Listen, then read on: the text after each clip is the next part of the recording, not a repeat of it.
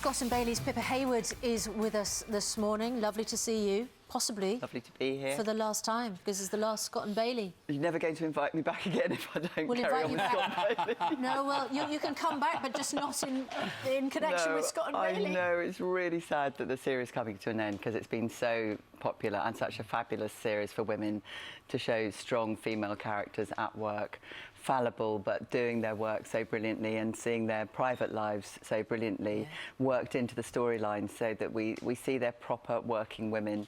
And I think it's been very, very popular as a result. We're going to be a big sort of cliffhanger, part of which is going to involve the dark side of the internet. We were just chatting in the break there. You've got two young daughters, 16 and 23. This whole issue of sexting, of the internet, of pornography and everything being exposed now, particularly to young girls who are feeling vulnerable, under pressure to go along with this kind of thing. It's a big issue now for all parents, isn't it? It's a huge issue, and I think it's one of the most talked about issues in my sort of group of friends who are parents of children of that age. It's not just girls, it's boys as well, and I think we need to do so much more care extended through schools and through the way that we look at how we communicate about these. I think so many children become so isolated in their social media communication, and we don't spend enough time actually talking with our children about what they're seeing, how they're reacting to it, how they feel. I think also our education system tends to make children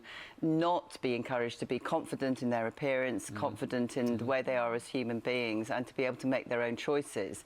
And everything they see on the internet is what they automatically feel they have to follow.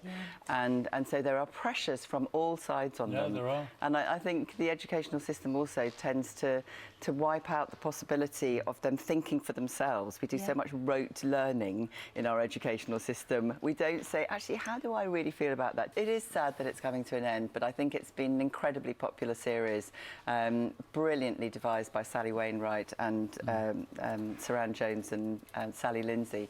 And I think that the glory of it is the celebration of women at work. And in a way, Dodson's character and Amelia Bullmore's character and Janet, played by Leslie Sharp, are all representing the women who have now normalised women having successful careers and actually their children growing up to expect to be policewomen, doctors, lawyers. You mentioned doctors very, very quickly. He was running out of time, but you recently went on strike with the junior doctors. I joined the junior Your brother's doctors a cardiac consultant, I believe. Yeah. Why did you feel so strongly about the junior doctors? Well, when we were working on Green Wing, we worked at Northwick Park, and we were contacted by one of the junior doctors there.